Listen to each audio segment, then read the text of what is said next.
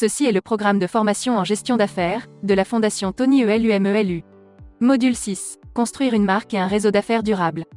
Table des matières. Ce module couvrira guide du marketing de marque, impact d'une histoire bien racontée, développer des compétences de réseautage efficaces, renforcer la confiance dans la communication d'entreprise.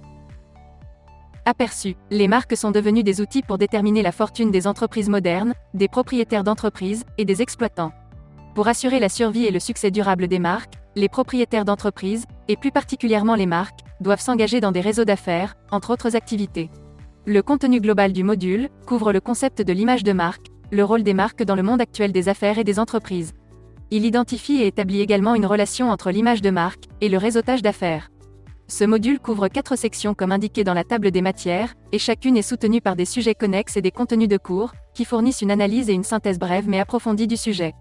Il est également conçu pour fournir des informations fonctionnelles, professionnelles et pratiques aux propriétaires d'entreprises, aux dépositaires de marques et aux étudiants. Objectif. À la fin de la formation, les participants seront capables de comprendre le concept de l'image de marque, le rôle de l'image de marque dans le monde des affaires d'aujourd'hui. Réaliser et comprendre la nécessité et l'importance de créer des marques commerciales. Construire des marques prospères en s'engageant dans le réseautage d'affaires, entre autres activités. Comprendre la relation entre l'image de marque et le réseautage d'affaires. 1.0. Guide pour marketing des marques. Une marque est une façon dont un produit, une entreprise ou un individu est perçu par ceux qui en font l'expérience. Bien plus qu'un nom ou un logo, une marque est le sentiment reconnaissable que ses atouts évoquent. Concept de marque, image de marque et ADN des marques. Les sujets et contenus couverts dans ce chapitre sont évolution du concept de marque, identité de marque, valeur. Proposition et perception, dynamique de la marque, le monde de la marque, tirer parti de la marque, positionnement, le rôle des marques dans les réseaux d'affaires. Évolution du concept de marque, identité, valeur.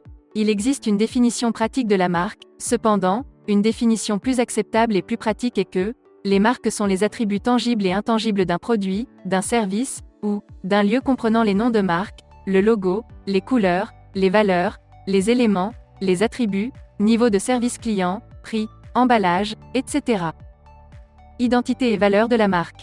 L'identité et la valeur de la marque sont consciemment ou inconsciemment créées par les propriétaires de la marque et transmises aux consommateurs, qui traduisent ou donnent du sens et de la pertinence à la marque.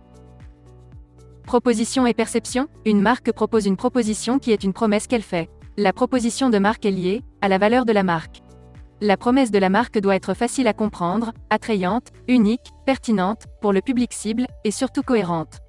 La perception de la marque est ce que les clients pensent qu'un produit ou un service représente, et non ce que l'entreprise propriétaire de la marque dit qu'elle représente. L'évolution des marques. Marque dynamique, le monde des marques. Les marques dynamiques sont souvent appelées marques vivantes, car elles changent ou bougent physiquement, reflétant la définition même du dynamisme. Une marque dynamique est empreinte de plus d'énergie, pour conduire le changement, le mouvement et la flexibilité. Une marque qui a réussi et affiche la qualité de la mutabilité, c'est-à-dire qu'elle évolue, change et s'adapte continuellement à la mondialisation et aux nouvelles technologies. Ainsi, la mutabilité d'une marque, ou sa capacité à changer, est tirée de son dynamisme. Effet de levier de la marque. L'effet de levier de la marque est la stratégie consistant à utiliser la puissance d'un nom de marque existant, pour soutenir l'entrée d'une entreprise dans une catégorie de produits nouvelles, mais connexe en communiquant des informations précieuses sur le produit au consommateur. Positionnement de la marque. Le positionnement fait référence à la place qu'occupe une marque, dans l'esprit des clients, et à la façon dont elle se distingue des produits des concurrents. C'est ainsi qu'une entreprise crée un avantage concurrentiel durable. Les marques dans les RESEAUTAGES d'affaires. Pour que les marques créent un lien émotionnel entre les clients, les investisseurs, les touristes, les produits, les services, les entreprises, les pays et les régions, il est nécessaire d'engager les marques dans le réseautage d'affaires. Le réseautage d'affaires est l'art d'établir des relations bénéfiques avec les clients et d'autres personnes, afin que vous puissiez réaliser, développer et agir sur les opportunités disponibles. 2.0. Impact d'une histoire bien racontée. Ce chapitre et ses thèmes permettent de comprendre l'indice relationnel entre le processus de communication et les marques. Le processus de communication donne naissance au modèle de communication. Le modèle de communication. Le processus de communication commence par la transmission d'un message par un communicateur et se termine par la rétroaction du récepteur. Un modèle de communication évolue lorsque le processus de communication est représenté par une ligne ou une image, ou une présentation picturale. Le modèle simple de communication se compose d'un expéditeur, d'un message et d'un destinataire.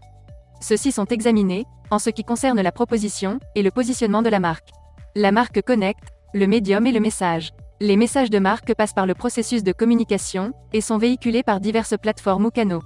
Ces plateformes ou canaux sont connus sous le nom de médiums. L'image de marque et le marketing bénéficient d'une pléthore de plateformes, de médias et de canaux qui transmettent le message d'une marque et d'une entreprise.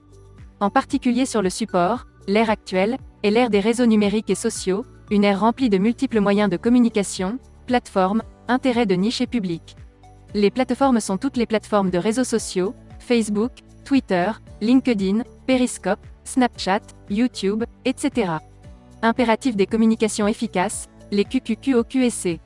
Une communication efficace est un processus d'échange d'idées, de pensées, de connaissances et d'informations, de sorte que le but ou l'intention soit réalisé de la meilleure manière possible. Une communication efficace nécessite la création de contenu pour se connecter avec votre public. Pour créer du contenu pour une communication efficace, les QQQOQSC. Il a déclaré qu'il s'agissait d'une technique d'écrivain utile et bien rodée, ou de questions de journaliste. Ce sont le qui, quoi, quand, où, pourquoi et comment. Les QQQOQ et le guide des questions C aident également à organiser des séances de remue-ménage pour des idées et à tracer un plan pour un contenu de communication efficace.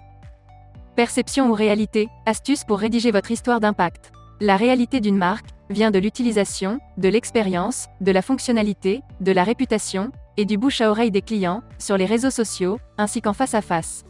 Nos marques et nos entreprises existent pour avoir un impact et faire une différence dans le monde, et l'effet que vous avez sur la vie des clients est une source d'inspiration. La perception est de la réalité. Il est donc logique sur le plan commercial d'orienter la perception, et donc, en fin de compte, de valoriser la perception. En racontant nos histoires d'impact de marque, que ce soit par le biais de liens de médias sociaux vers le site web, ou de méthodes plus traditionnelles comme la presse écrite et le publipostage, nos histoires d'impact de marque doivent captiver et engager efficacement nos clients. 3.0. Développer les compétences du réseautage efficace. Ce chapitre et ses thèmes permettent de comprendre l'indice relationnel entre le processus de communication et les marques. Le processus de communication donne naissance au modèle de communication. Chaque marque est ou plutôt a une histoire à raconter, de son identité et de son image, de ses valeurs et d'autres informations centrées sur les consommateurs.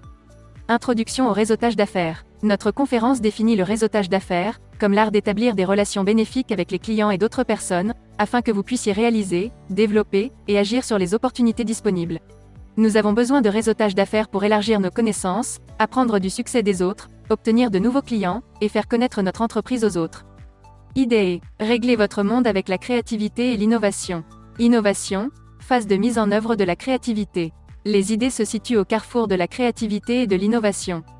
Une idée peut être une pensée, un concept, une conception, une notion ou une impression. Ainsi, les idées influencent et impactent la créativité et l'innovation pour déterminer les résultats. Notre module définit la créativité comme le processus de réflexion d'une nouvelle idée, produit ou service. Grâce à la créativité, des idées sont générées dans la tentative de résoudre un problème ou de produire quelque chose de nouveau. L'innovation est la phase de mise en œuvre de la créativité. Sa fonctionnalité comprend l'actualisation, la matérialisation, la manifestation, la réalisation ou l'introduction de la créativité. La créativité et l'innovation jouent un rôle énorme dans les affaires. Pratiquement tous les produits existants sont le résultat d'une interaction de ces deux concepts. Cible et client. À qui s'adresse-t-on ? Notre module définit le terme consommateur cible, comme le groupe spécifique de consommateurs qui sont au centre des publicités d'une entreprise. Les professionnels du marketing de marque utilisent les médias comme ressources pour atteindre, cible, et communiquer efficacement avec le consommateur. Tout comme les marchés cibles, les consommateurs cibles ont un impact important sur les plans de marketing et de publicité d'une entreprise. Lorsque les entreprises conçoivent des campagnes avec des messages à transmettre dans les publicités, elles les composent spécifiquement autour des attributs du consommateur cible. Canaux de RESEAUTAGE efficaces en affaires, type et BENEFICES. L'objectif principal du réseautage d'affaires est de parler de votre entreprise aux autres et, espérons-le, de les transformer en clients.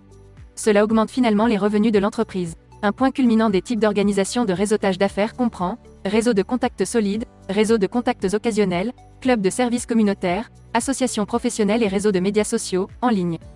Le dernier d'entre eux est les réseaux de médias en ligne, sociaux et il existe plusieurs groupes de réseaux de médias en ligne, sociaux utilisés uniquement pour les entreprises qui utilisent souvent des outils modernes tels que les salons de discussion pour se connecter avec des entrepreneurs du monde entier. Le réseautage en ligne, médias sociaux améliore le marketing numérique et plus votre marque est grande, plus les audiences des réseaux sociaux identifieront, interagiront et fréquenteront votre marque. Les avantages du réseautage d'affaires sont, pour entretenir des relations d'affaires, Identifier des opportunités de partenariat et de co-entreprise et créer de nouveaux domaines d'expansion pour une entreprise. 4.0 Construction de la confiance en communication d'entreprise. Ceci est le dernier chapitre de notre cours magistral sur la construction d'une marque durable et d'un réseau d'affaires. Les sujets ici se concentrent essentiellement sur la marque ou le propriétaire de l'entreprise, ou l'entrepreneur. Les qualités, les compétences et la disposition attendue qui assureraient le succès de son entreprise sont traités en détail. La croissance et la rentabilité.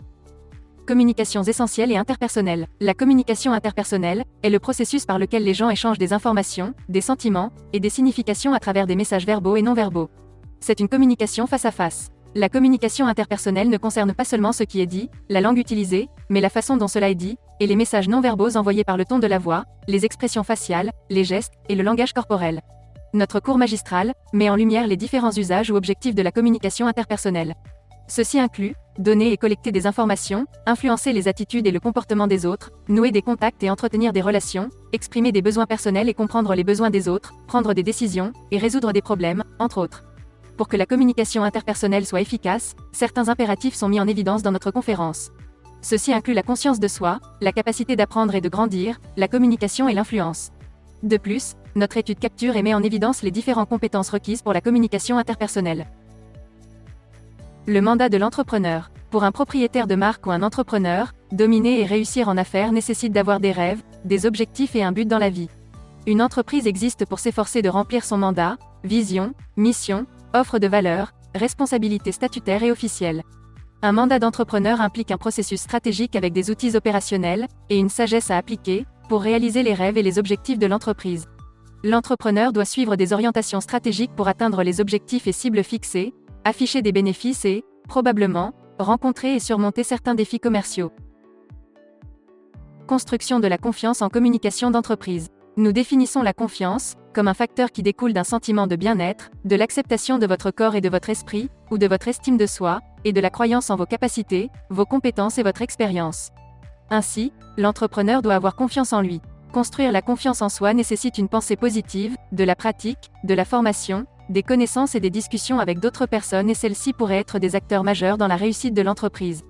Avoir confiance en soi signifie avoir confiance en vous et en vos capacités, être assertif et capable de prendre des initiatives sur les tâches et de gérer la pression sans trop de stress, disposé à relever de nouveaux défis sur le lieu de travail et capable d'accomplir des tâches dans les délais et le budget,